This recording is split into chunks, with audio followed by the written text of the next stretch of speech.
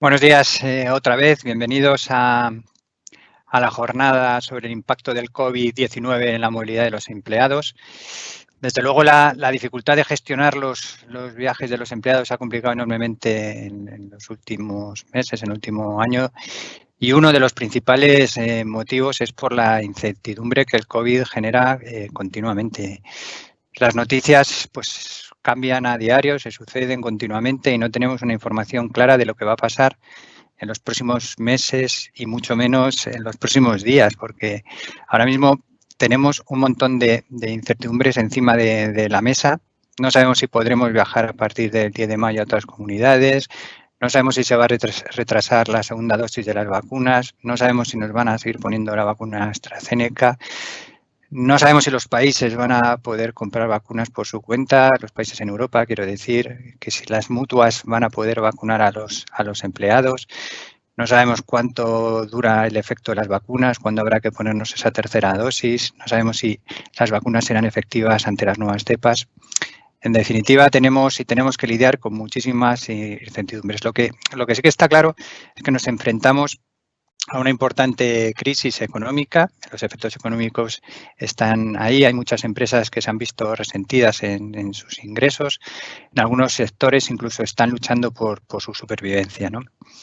Y lo que parece claro también es que la vacunación va a marcar la recuperación de la normalidad en la actividad. Y ahí hay que decir, bueno, pues que Europa no nos van a dar el premio a ser a los mejores. Ha habido retrasos en las entregas y yo creo que creemos que las cosas no están saliendo como esperábamos en un principio y desde luego estamos yendo por detrás de otros países como Reino Unido, como Estados Unidos o como Israel. También es cierto que vamos por delante de otros países del segundo, del tercer mundo, donde muchos de nuestros empleados tienen que viajar y donde, aparte de las consecuencias terribles de la mortalidad, pues las consecuencias económicas pues durarán en más tiempo. En definitiva, nos vamos a enfrentar a un mundo pues donde parece que va a venir más desigualdades, ¿no?, entre los países, y eso pues va a aumentar la inestabilidad y va a aumentar también el crimen, la delincuencia. Y estamos en un momento donde ya en México, Colombia, Brasil, pues está empeorando en términos de delincuencia y donde estamos viendo inestabilidad que no veíamos antes con países como Irlanda, que de pronto vuelven a unas revueltas que ya prácticamente hemos olvidado, incluso antes de la pandemia en París, los chalecos amarillos, tal, Holanda, el ISIS en África. Es decir, vivimos en unos momentos pues muy inestables y es un escenario pues perfecto para ponerlo muy difícil a las empresas a la hora de proteger a sus empleados cuando viajan. Es cierto que tenemos herramientas como Teams, hoy estamos, y prueba de ello es que estamos haciendo esta jornada hoy, pero también es cierto que son herramientas que se quedan cortas. Hoy mismamente pues no podemos tomar un café juntos, no podemos compartir nuestras experiencias, hacer networking, y lo mismo pasa a nivel de los negocios. O sea, las reuniones presenciales son claves para lograr determinados objetivos, para la generación de un negocio, para la consolidación en el negocio existente y especialmente en el negocio internacional. Por eso, los empleados están viajando y lo harán mucho más en los próximos meses. Y si ya antes de la pandemia había un deber de cuidado de los empleados, pues ahora toma un papel, si cabe, mucho más importante. Y en primer lugar, porque por la demanda de los propios empleados, que están preocupados en qué va a pasar en sus viajes, si enferman, si van a volver y van a contagiar a sus familias. Todo eso genera muchísima inquietud y desde luego las empresas ahora tienen que enfocarse a garantizar con mucho más ahínco la salud y la seguridad de sus empleados. Tendrán que adaptarse no solo a la normativa de cada país, sino tendrán que lidiar con una información que es enorme, que está en las redes sociales, que muchas veces no es verdad, que genera muchísimo ruido. Tendrán que adaptar sus protocolos hasta en todos los niveles, incluso en la selección de en qué hoteles ir, si tienen las medidas de protección suficientes. Tendrán que revisar la cobertura de sus seguros ante los nuevos riesgos. En definitiva, estamos ante un mundo pues mucho más complejo, ¿no? Para abordar esta problemática contamos hoy con tres especialistas. que nos van a hablar de tema de la movilidad, pero desde 3 puntos de vista diferentes. Uno desde el punto de vista médico, otro desde el punto de vista de seguridad y otro de la organización de las empresas y de las respuestas del mundo asegurador. Empiezo, si os parece, a presentar a Marta Manrique. Marta es actuaria de seguros de March RS, tiene más de 15 años de experiencia asesorando a las empresas en la gestión de los seguros personales en aspectos tan variopintos como un diseño de un plan de jubilación o su involucración en proyectos de seguridad de viajes de empleados. Contamos también con Pedro Ortiz, que es médico especialista de medicina de trabajo, diplomado en medicina de urgencias y catástrofes y que colabora con International SOS desde 1983 para programas y actividades de asistencia médica internacional para viajeros y organizaciones. Y también contamos con Javier Moyá, que tiene 19 años como oficial de infantería marina, es director de seguridad en diferentes compañías, hasta 1 año y medio expatriado en Mozambique como director de seguridad de Pescanova para el diseño e implementación de planes de protección antipiratería, 4 años como jefe de departamento de seguridad de CEPSA y actualmente es director de seguridad para International SOS Control Risks para España y Portugal. Si os parece, empezamos con la primera pregunta que planteo a estos especialistas, que va enfocada a la restricción de la movilidad de los empleados. Javier, si quieres, empezamos por ti. El deber de cuidado del empleado que viaja no es nuevo. Sin embargo, ahora mismo es todo mucho más complejo porque hay nuevos riesgos y países que parecían que teníamos controlados antes de la pandemia, pues está cambiando absolutamente el entorno. Javier, en tu experiencia, ¿cómo está afectando la movilidad de los empleados desde el punto de vista de la seguridad? Bueno, buenos días. Un lujo participar con vosotros en este evento, cómo no. Y yo creo que has hecho una muy buena introducción, ¿no? Si recordamos un poco cómo entró la cultura de prevención de riesgos laborales en España, pues llevó su tiempo, costó. Y bueno, se puede decir, yo considero que ya está maduro, aunque ocurran incidentes y a veces barbaridades. Sin embargo, cuando estudiamos los riesgos de un trabajador, los estudiamos para cuando trabaja aquí, cuando se sube a un andamio aquí, ¿no? Sin embargo, cuando se van al extranjero, cuando se van fuera de la zona habitual, ¿quién evalúa los riesgos médicos, de seguridad, etcétera? Esto es un poco el duty of care, el deber de protección.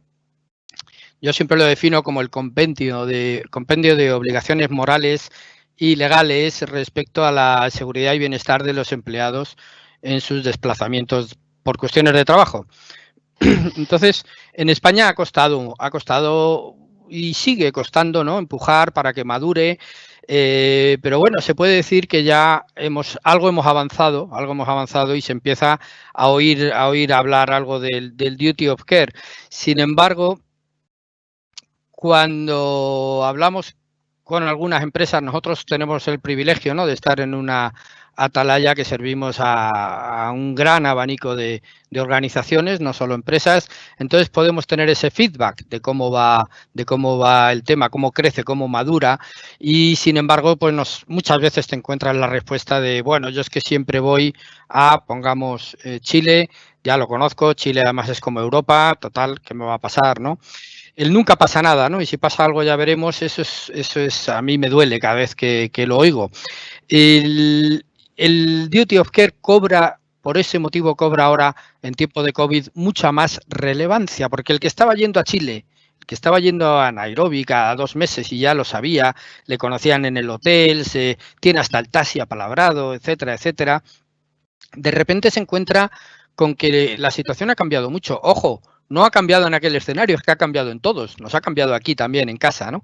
Los escenarios de riesgos han cambiado totalmente con la llegada del coronavirus. Nosotros a finales del año pasado, en octubre, hicimos una encuesta con Ipsos Mori y la publicó el Instituto de Continuidad de Negocio británico. En esa encuesta participaban 1.400 gerentes de riesgos de más de 100 países. También participaba el comité, los 36 miembros del Consejo del Workforce Resilience y, por supuesto, nuestra inteligencia de la información que tenemos del terreno en materia de seguridad y salud. La conclusión es es clarísima que los riesgos aumentan en el 2001, que es donde estamos. Los riesgos aumentan, el futuro es incierto y los escenarios son tremendamente volubles. Puede cambiar incluso cuando uno está en el avión de camino, con lo cual la responsabilidad de las empresas, de las organizaciones, para garantizar esos niveles de bienestar y de seguridad del empleado en ese viaje de trabajo, pues lógicamente la responsabilidad aumenta. La COVID crea inestabilidad económica que trae hambre, pobreza, detona problemas sociales, criminalidad, acelera la explosión del descontento social, incluso origina nuevas vulnerabilidades y, en resumen, mucho miedo. Es el momento de estar muy cerca de los empleados, de hacer una gestión de riesgos realmente honesta y cercana. Estos riesgos, además, están todos interconectados. Para mí esto es un punto importante porque esto va a hacer que por fin los gestores, los gerentes de riesgos, no vivamos en departamentos aislados unos de otros, compartimentos estancos, sino que tengamos que salir y trabajarlo todos juntos, es decir, hacer una gestión integrada de todos esos riesgos del viajero. Tendrán que participar prevención, médico, seguridad, legal, compras, viajes, operaciones, recursos humanos, finanzas. Es que prácticamente participan todas las áreas funcionales de las organizaciones. En definitiva, llega el momento de que los gestores de riesgos, o que mejor dicho, que las empresas rompan ese cristal que hay con el martillo que dice rompas en caso de incendio, donde muchos hasta ahora tenían a los gestores de riesgos. Cuando pase algo ya veremos, aquella frase terrible. Pues ha llegado el momento de romper ese cristal, que salgan y que ocupen un puesto de mayor relevancia en las organizaciones. Gracias, Álvaro. Muchas gracias, Javier. Me quedo con la idea del miedo, de la gestión del miedo, porque creo que es complicadísimo gestionar esa sensación y de lo cerca que tenemos que estar de los empleados para abordar ese asunto.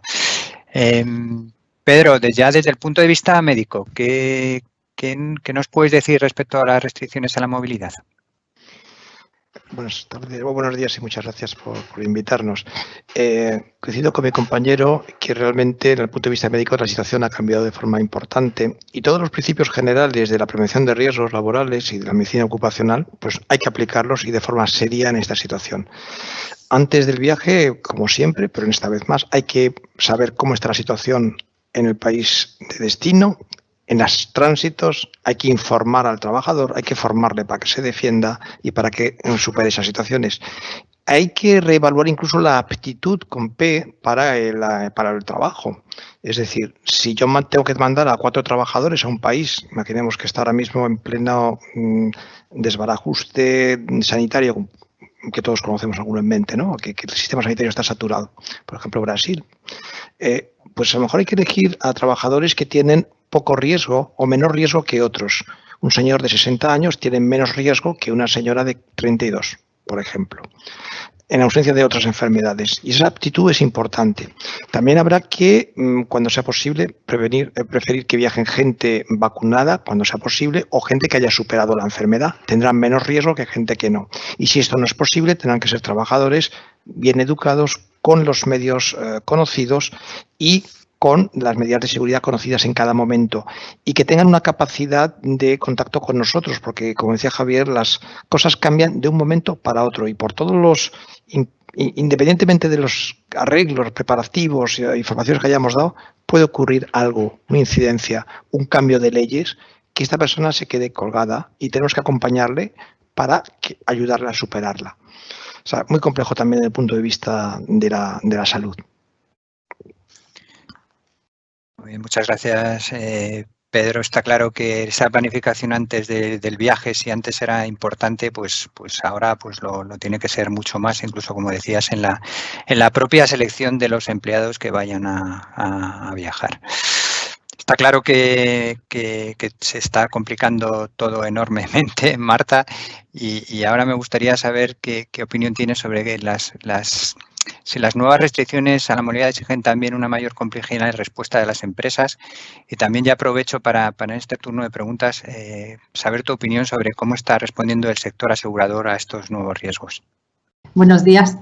a todos. Y sí, pues efectivamente, tal y como decían Pedro y Javier, pues las restricciones de movilidad han aumentado significativamente, ¿no? Y entonces, preparar un viaje y coordinarlo siempre ha sido una tarea muy complicada y genera mucha ansiedad para el empleado y para su familia, ¿no?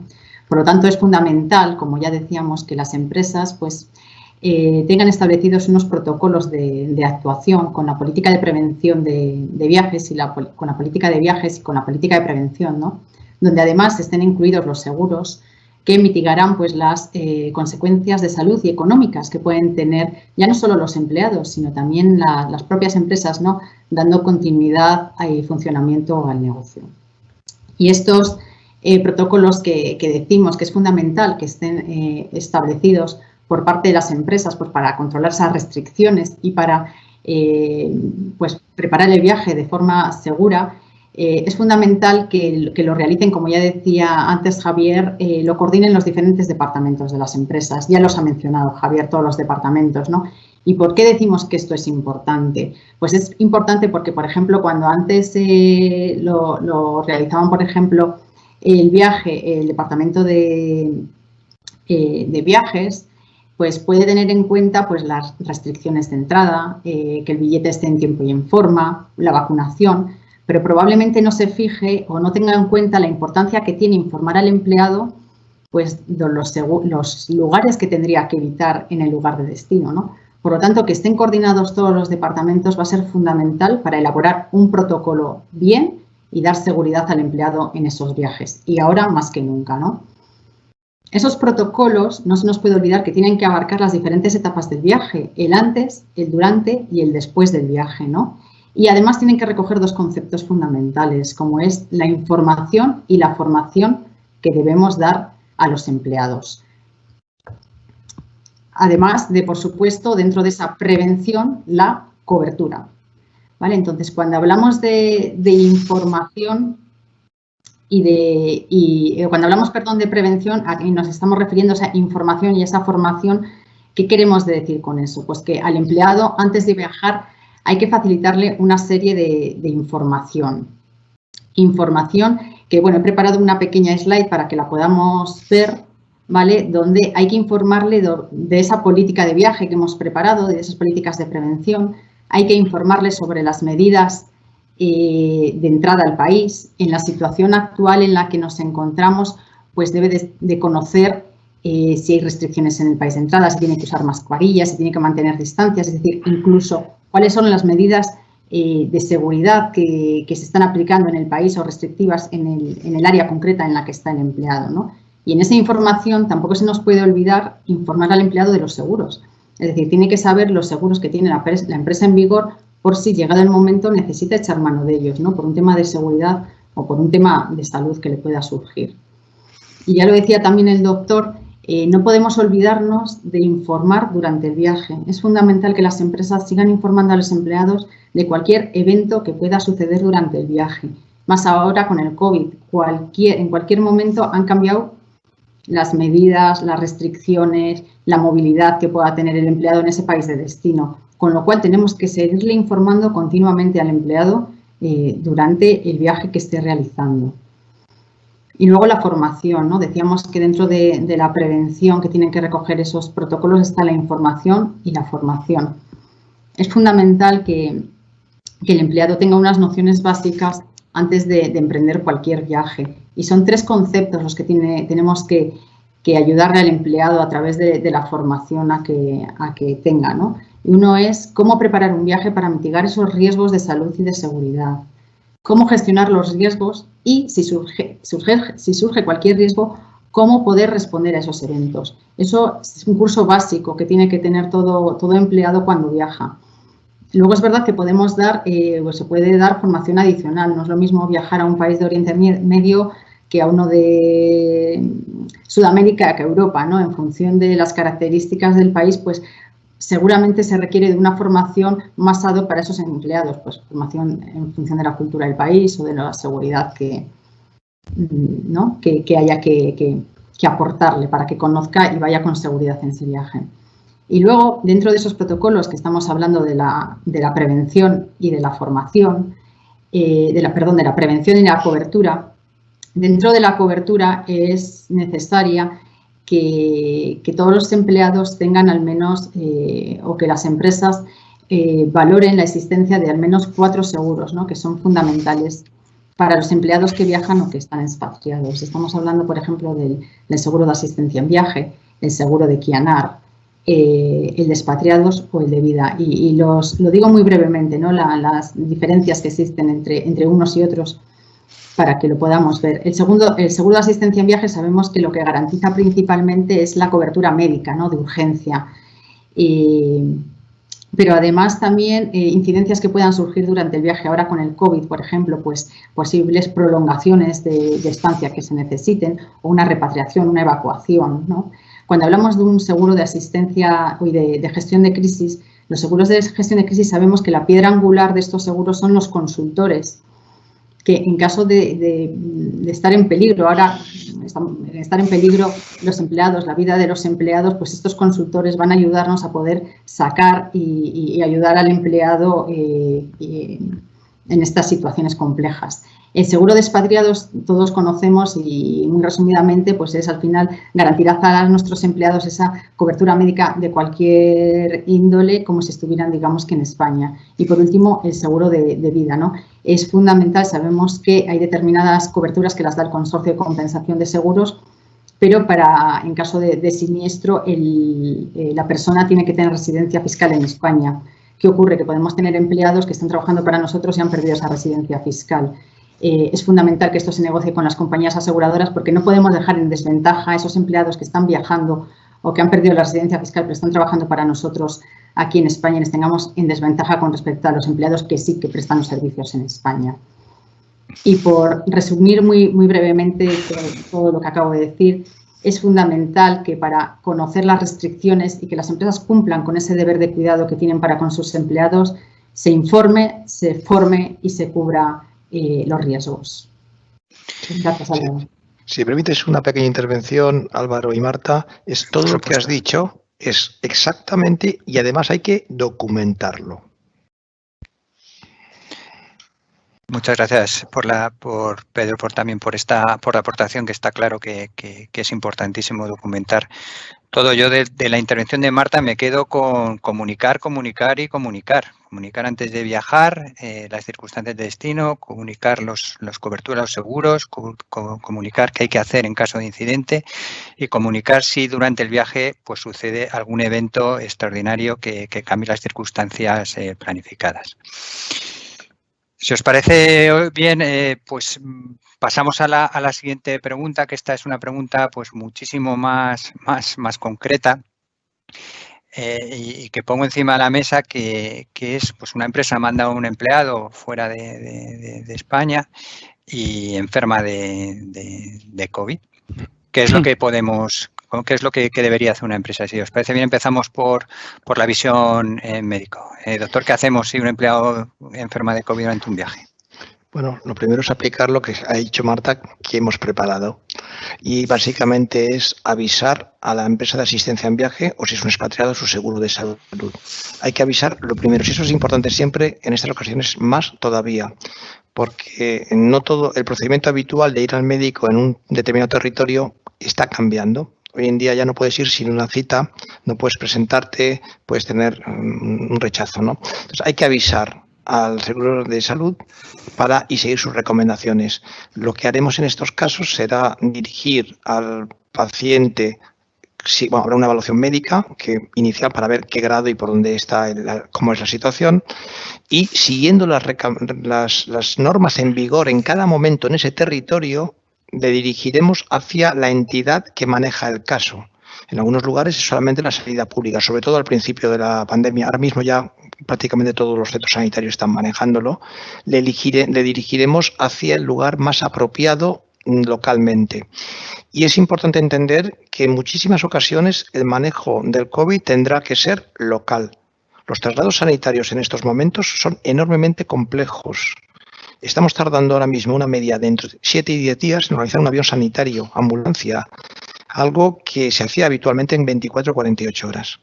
Ahora los múltiples permisos, los requerimientos, se necesita permisos de sobrevuelo, permiso de sanidad exterior, un hospital que reciba al paciente, todo esto tarda muchísimo tiempo, aparte de los PCRs negativos antes de salir. En algunos casos se puede requerir una ambulancia con unos dispositivos de aislamiento del paciente. Y si estamos ante un caso muy grave, puede no ser técnicamente viable. O sea que realmente es muy complicado, por lo cual hay que irse a centros locales lo más adecuados posibles, donde se busque esa atención, y lo que haremos en tercer lugar, las compañías, será monitorizar la evolución, informar a la familia, a la empresa, al trabajador, lógicamente, para hacer este seguimiento de este tratamiento local, insisto, en la inmensa mayoría de los casos.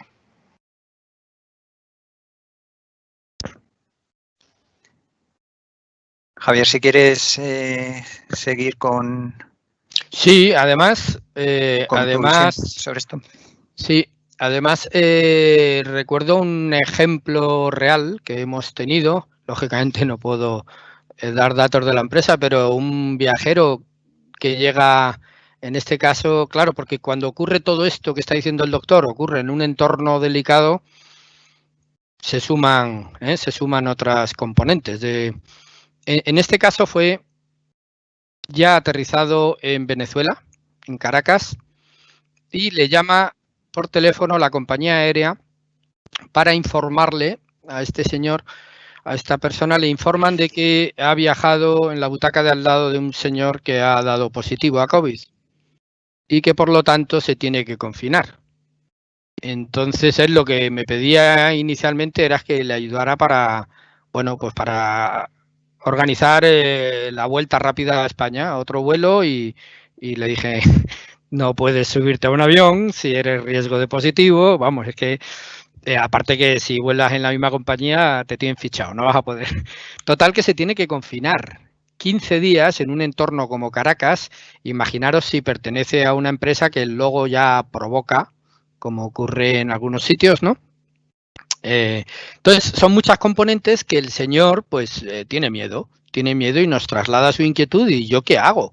Entonces, lógicamente, había que buscarle un hotel de confianza, garantizar la estancia con capacidad de wifi para que pudiera seguir trabajando, que le llevaran la comida a diario, eso sí, explicarle que le van a golpear la puerta, se la van a dejar en el pasillo y que tiene que esperar a que se retire el camarero y al ratito ya cogerla, que no le van a hacer la habitación en esos 15 días, que él tiene que dejar la bandeja luego fuera. En fin, hubo que darle un curso así rápido, pero en ese entorno, en esa situación, yo lanzo la pregunta, ¿esto era un caso de médico?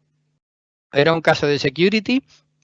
Me gusta porque pone de manifiesto, ¿no?, la necesidad de que no hay límites entre las áreas y que hay que romper esos compartimentos estancos. En la encuesta que yo antes mencionaba, se habla de que para este año 2021 las causas principales que nos van a llevar a hacer evacuaciones, el 73% es la COVID. Lógicamente es el mayoritario, y luego está el cierre de fronteras, que te genera un sinfín de problemas, ¿no?, y de dolores de cabeza. Pero luego viene un paquete o tres otros indicadores, que son el 26% empleados que hay que regresarlos a su casa, no porque estén enfermos, sino cuestiones emocionales, miedos. Se decide, hay que llevar a este señor ya a casa, también algunos porque les toca, ¿eh? ¿Cuántos pescadores, gente de la mar, que normalmente están 4 meses y han tenido que doblar y tirarse 8 meses en esos barcos, que yo he estado, y de verdad que tienen todo mi reconocimiento, pero cuando hay que recuperar a alguien así, las circunstancias no son fáciles. Y luego estaba prácticamente con un mismo porcentaje, el 25% era por amenazas de seguridad. Y no podemos olvidar los desastres naturales. O sea que hay un montón de motivos por el que podemos tener que repatriar a alguien. No solo es porque coja la enfermedad en el destino, y el entorno en el que vamos a tener que gestionarlo no es nada fácil. En este punto, en el de la seguridad, pongo el segundo ejemplo, que es en Uganda, muy al norte de Uganda. El que lo conozca sabe que hace como una esquina, ¿no?, con Sudán y al este Kenia. Pues allí, claro, alguien de una ONG, que van a sitios nada cómodos, pues allí simplemente por ser de nacionalidad española comenzaron a mirarle mal. bueno, llegó un momento que se tuvo que quedar en su piso, pero es que bajaba a comprar leche y le amenazaban, que no querían que saliera de casa por ser español. Español igual coronavirus. Los españoles llevan el virus y no puedes salir porque nos vas a contagiar a todos.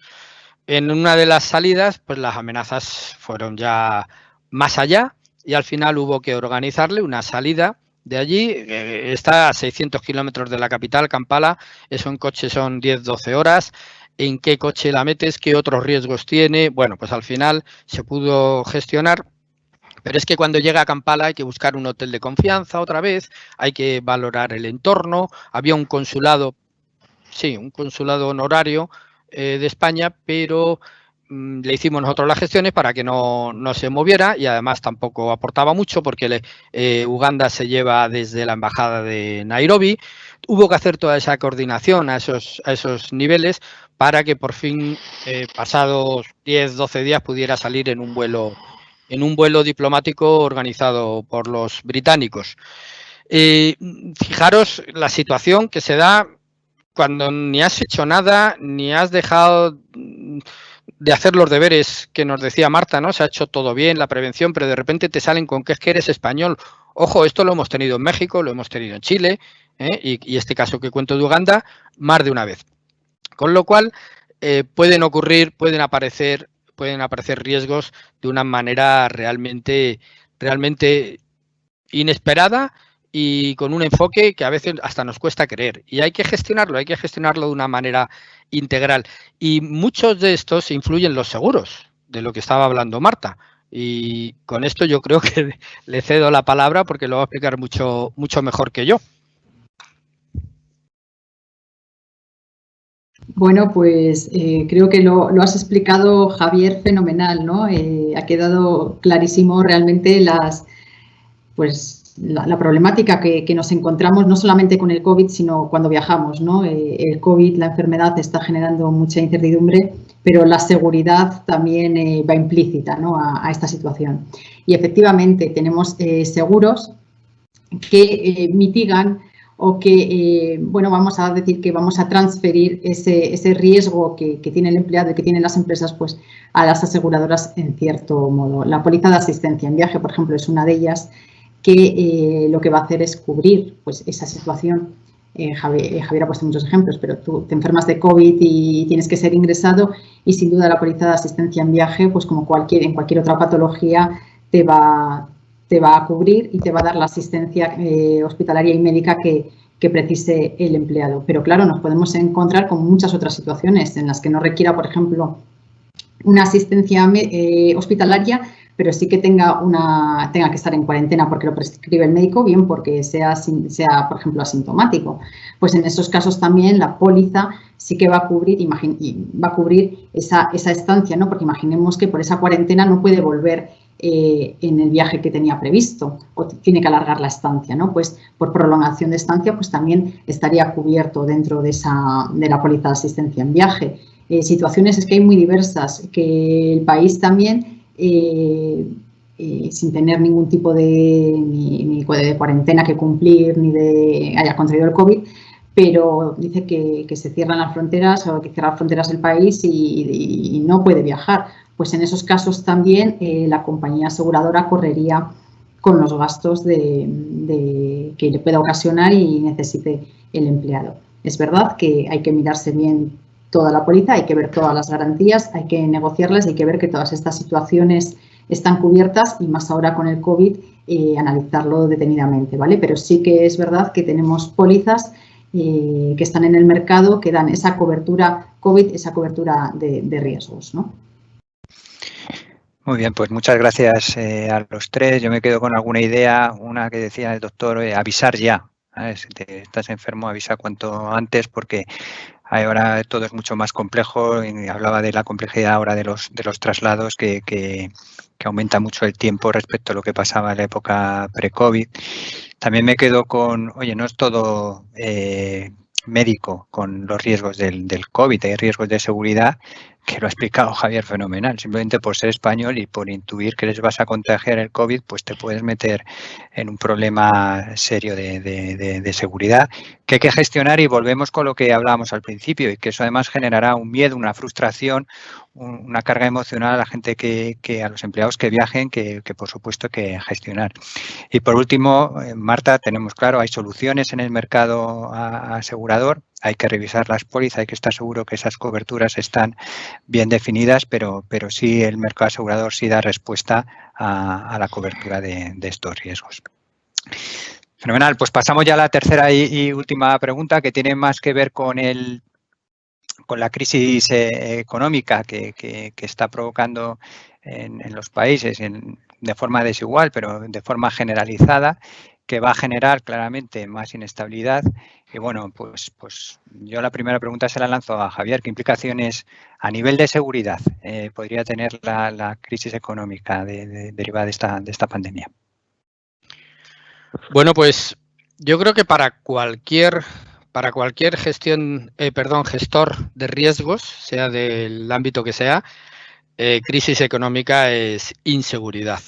Yo creo que es evidente, ya lo explicaba, bueno, en la teoría de la motivación humana de Maslow, ¿no? La famosa pirámide de Maslow, tenemos en la base las necesidades fisiológicas, que son las primeras que se ven afectadas cuando llega el hambre, con eso se dice todo, y entonces ya afecta al segundo nivel, que es el de la seguridad, afecta a la seguridad privada, lo estamos viendo, afecta a otros ámbitos de la seguridad familiar, la seguridad laboral, salud, todo esto está en ese segundo nivel, con lo cual la seguridad hace aguas, aparecen los niveles de inseguridad, y en este caso concreto de la COVID, perdón, en este caso concreto, también vemos que a un alto nivel, a nivel internacional, hay muchos estados que no quieren dejar de aprovechar esta oportunidad económica y política para posicionarse. Hemos visto los codazos con el tema de las vacunas, y si eso lo aterrizamos a los niveles nacionales, vemos como en la mayoría de los países, la gran mayoría, se han posicionado las ciudadanías contra los gobiernos por esa gestión. No cabe duda que es una gestión difícil y todas las decisiones son comprometidas, pero se han generado esas situaciones que ahora con la crisis se potencian todavía más, con la crisis económica. Tenemos a las personas emocionalmente muy fatigadas, muy fatigadas. Han tenido fallecidos, hay despidos, hay paro, hay ERTEs, cierres de los propios negocios, los autónomos que no pueden facturar, etcétera. Entonces, todo el ambiente nos lleva a una situación francamente difícil. Lo de las colas del hambre lo estamos viendo a diario en los telediarios, pero salgamos de nuestro entorno, que aún así somos privilegiados. Llevemos esto a los escenarios que hemos mencionado antes, ¿no? Aparece la lucha por la injusticia social. Es muy fácil hoy en día movilizar a las masas. Junto con la pandemia tenemos la infodemia, que es la intoxicación de la información.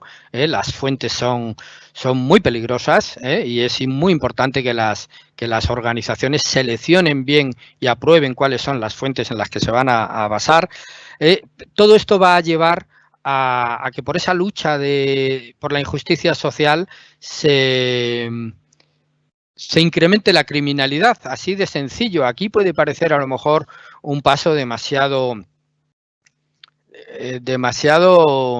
¿cómo decir?, sensible, ¿no? Que alguien de repente se echa a la criminalidad porque le va mal. Pero es que si nos trasladamos a esos otros escenarios, en las bandas criminales, ¿no?, de Latinoamérica, los cárteles de la droga de México, por ejemplo, en la pandemia, son los que han establecido las zonas en las que había confinamiento o no había confinamiento. Lo establecían ellos, los grupos narcos. Tienen ese poder y tienen a todo el mundo encerrado en su casa, y eso ayuda a los delincuentes a tener unos escenarios más sencillos para cometer sus delitos y desaparecer.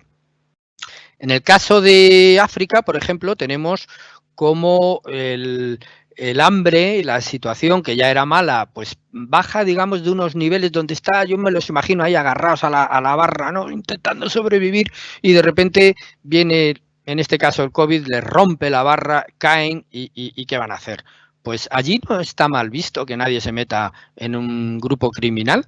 Empiezas llevando una mochila con drogas, empiezas dando un soplo, luego terminas, pero es que el 90, bueno, los grupos terroristas del Sahel empiezan a conectar con esta gente que lo pasa mal, estos grupos criminales que lo pasan mal, y se convierten en sus proveedores. Quiero decir que los convierten a los grupos criminales en proveedores de los grupos terroristas.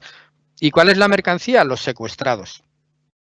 El 90% de los secuestrados del año pasado han sido en el Golfo de Guinea. Es una barbaridad. Pero y fijaros que hay dinero allí, pero es que eso también es otro componente desestabilizador, como está ocurriendo en Mozambique. Cuando entra el dinero, de repente empieza a haber secuestros, cosa que nunca había ocurrido, ¿no?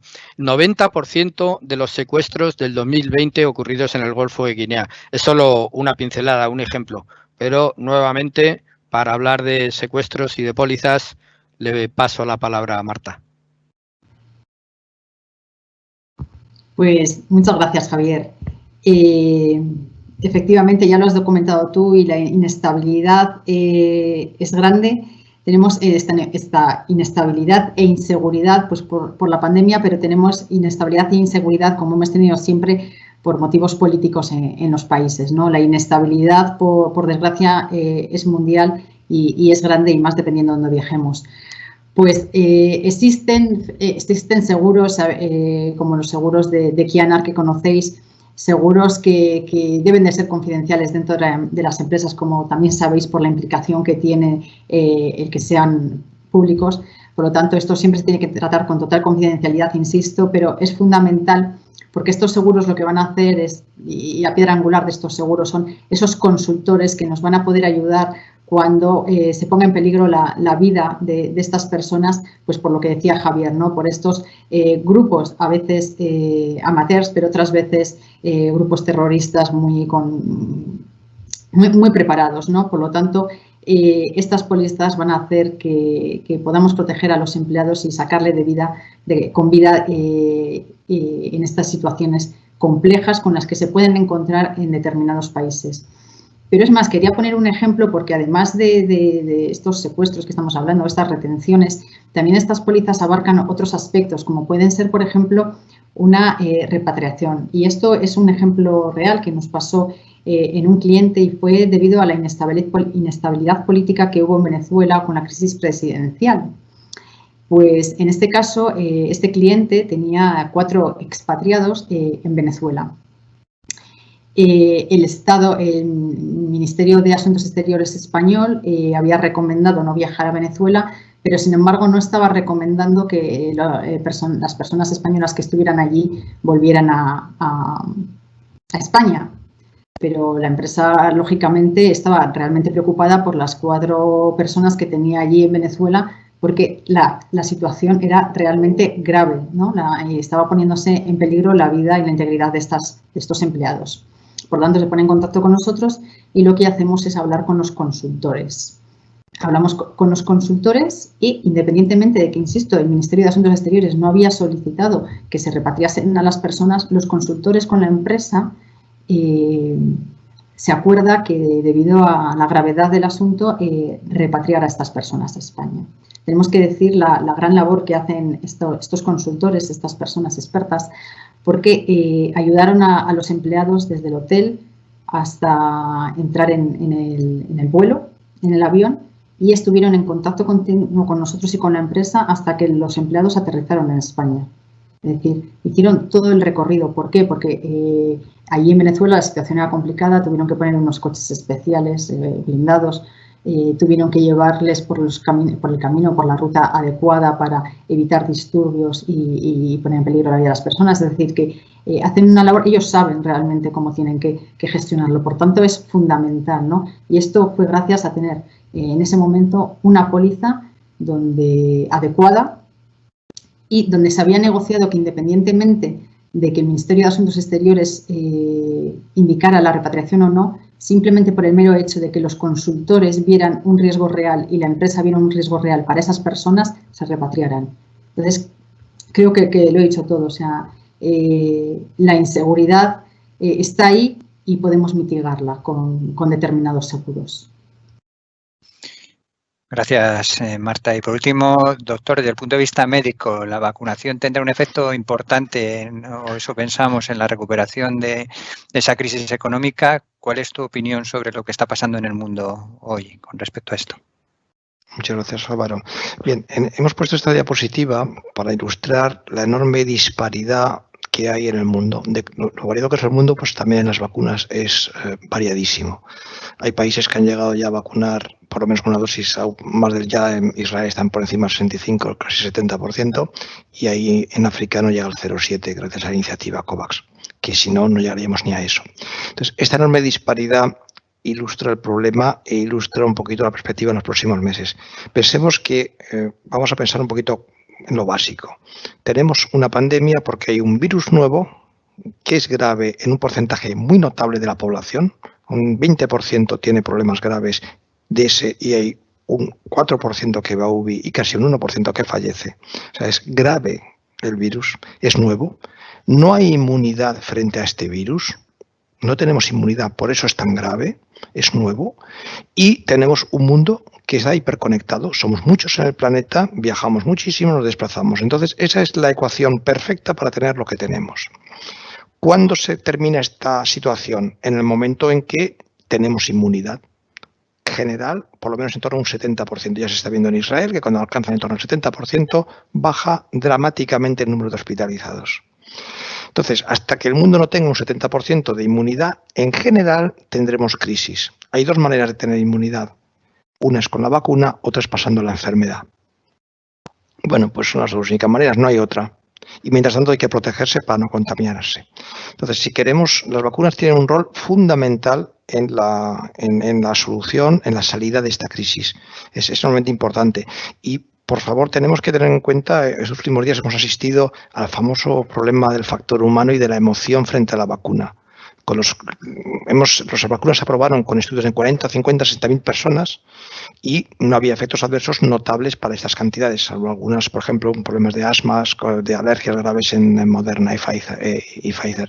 Pero bueno, ahora cuando hemos llegado a 40 millones de vacunados, aparecen problemas que ocurren 1 por millón o 1 cada 5 millones. Y ahí ponemos los titulares, ponemos el foco, nos ponemos muy nerviosos y nos olvidamos del bosque. Y nos quedamos con el matorral, con perdón. A mí me vacunó a través del colegio de médicos, me tocó por ser médico. Llegué al colegio y me dijeron, doctor, le toca la AstraZeneca. Y la persona que me lo dijo con temor, ¿pero qué iba a decir yo con la AstraZeneca? Pues bueno, pues me la juego, porque sé que si yo con mi edad agarro esta enfermedad, la probabilidad de pasarlo muy mal es alta. Y la probabilidad de tener un efecto adverso es mínima. Entonces, tenemos que ser racionales y tenemos que saber que la salida pasa por la vacuna. Muchas gracias, doctor. Yo, rebasando un poco lo que hemos dicho en este bloque, me quedo con alguna idea. Javier hablaba de la selección de fuentes de información. Qué importante es eso, con todo el ruido que hay en las redes, en todos los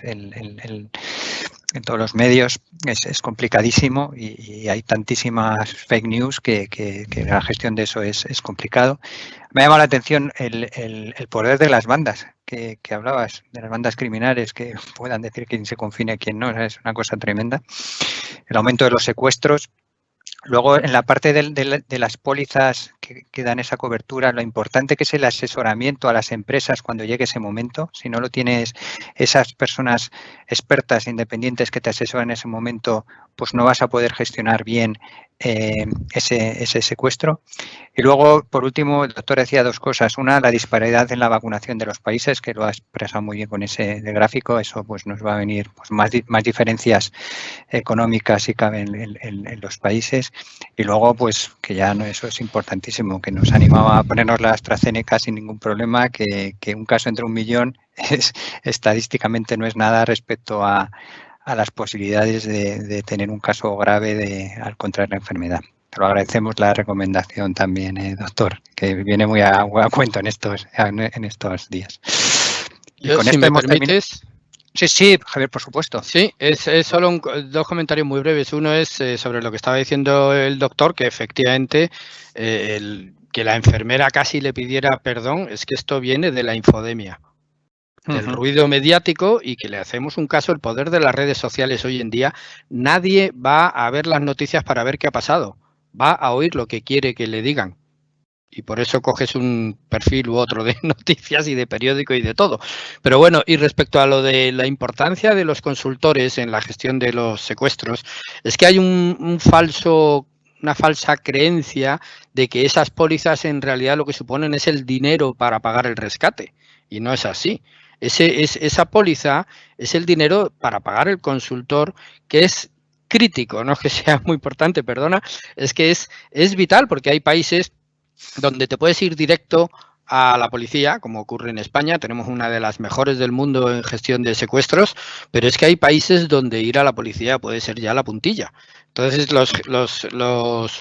los consultores son los que van a saber, y van a saber cómo apoyarse en la embajada, cómo tratar con los malos, etcétera, etcétera. O sea, en realidad la póliza es para eso, aparte de que sea importante, claro. Perdona la puntualización. Sí, muy bien traída, totalmente de acuerdo con tus opiniones. Nos quedan unos minutos y yo quiero aprovechar para poner encima de la mesa algunas de las preguntas que nos han llegado de las personas que nos están escuchando. Y la primera, doctor, va para ti. ¿Cómo gestiona el hecho de que algún trabajador no quiera vacunarse? Bueno, pues mire, es un problema clásico en medicina ocupacional y en viajes. Hay gente que no se quiere poner la vacuna, hay gente que no se quiere tomar una profilaxis para el paludismo. En un porcentaje altísimo se resuelven informando y formando adecuadamente. Hay que darle información sin sesgos y con claridad meridiana de qué supone la vacuna, qué no supone, qué riesgos y tal. El consentimiento es obligado, hay que decir, un consentimiento no se le puede obligar.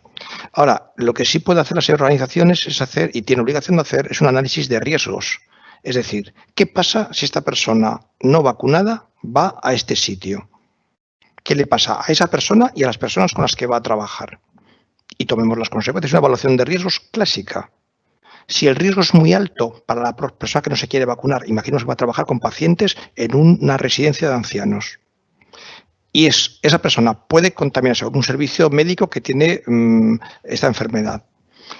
Esta persona no se quiere utilizar los medios de protección, o puede contaminar a terceras personas, o puede transmitir la enfermedad. Bueno, pues esa persona no es apta para ese puesto y pues no va. Hoy puede significar pues hasta un despido, una no aptitud para el trabajo. Es muy extremo, ¿eh? Es el extremo de la coiris, es el extremo del problema. La idea es esa: analicemos riesgos y en función de las circunstancias hay que actuar. Hay una responsabilidad en poner al trabajador en riesgo y en permitir que otros se pongan en riesgo por esa actitud. Muchas gracias. Javier, una para ti, vamos a intentar ser breves porque nos quedan 4 minutos. Dice, ¿qué cambio nos deja la pandemia en materia de la gestión de seguridad social? De la seguridad, perdón. Bueno, pues muy rápido. He dicho antes que las organizaciones tienen que sacar a los gestores de riesgos de esas vitrinas de rompas en caso de incendio. Tienen que, además van a ganar cierto protagonismo en el escenario de la organización, de la propia empresa, y tienen que estar en muchos de los escalones de la toma de decisiones. Tiene que cambiar también el hecho de que las decisiones se tomen exclusivamente en los cuarteles generales. Hay que hacer un estudio previo, esas matrices de decisión o matrices de riesgos, donde se presuponen las cuestiones que pueden ocurrir, las incidencias que pueden ocurrir, y se anticipan esas decisiones. En caso de que ocurran, en local se pueden tomar esas decisiones. Hay que dislocar, digamos, ¿no?, la toma de decisiones y preautorizar hasta cierto nivel, por supuesto, a las operaciones por el mundo.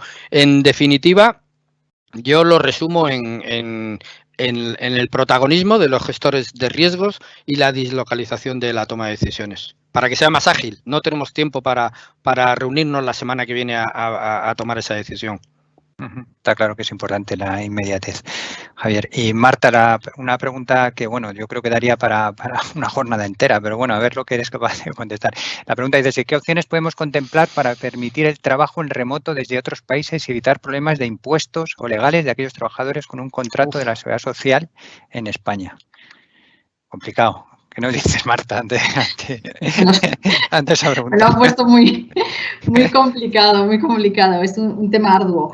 Voy a ver si podemos contestar brevemente, ¿no? Aunque eso sería un tema de estudio y lo podemos ver con la persona que haya hecho la pregunta más detenidamente, ¿no? Pero es fundamental el certificado de residencia del empleado, ¿vale? O sea, va a depender en gran medida de eso. Hay consultas de tributos al efecto y dependerá de ese certificado de residencia del empleado para saber si realmente le tiene en España, pues entonces tributará en España como viene siendo habitual, pero si su residencia fiscal no la acredita en otro sitio, pues entonces será en el lugar, en el otro país de donde acredite, donde tenga que tributar. Si bien también nos podemos encontrar con, digamos que con un conflicto, ¿no? de los países donde digan de dónde tiene realmente la residencia. Ya sabemos también los requisitos que hay que tener para tener la residencia. Por lo tanto, nos tendríamos que ir al convenio de doble imposición, ¿no? para analizar este tema. O sea, es un tema complejo, pero vamos, resumiendo, fundamental el certificado de residencia del empleado donde lo tenga. Muy bien, pues muchas gracias. Pues ya terminamos la jornada. Yo quería primero daros las gracias a los tres ponentes que han estado hoy con nosotros, que nos han dado tanta claridad en un tema tan complejo. Gracias, Marta, gracias, doctor, gracias, Javier. Ha sido un placer compartir este rato con vosotros. Y también, pues muchas gracias a los asistentes que habéis compartido con nosotros esta jornada de hoy. Y bueno, pues si ha habido alguna pregunta que no ha quedado contestada o se quiere hacer alguna pregunta adicional, pues ahí estamos para que podamos contestar las preguntas por correo, por teléfono, por el medio que queráis. Así que cerramos ya la jornada. Muchas gracias a todos y espero que pues hayáis disfrutado como he disfrutado yo este rato hablando de la movilidad y de los viajes. Muchas gracias. Gracias a todos. Adiós.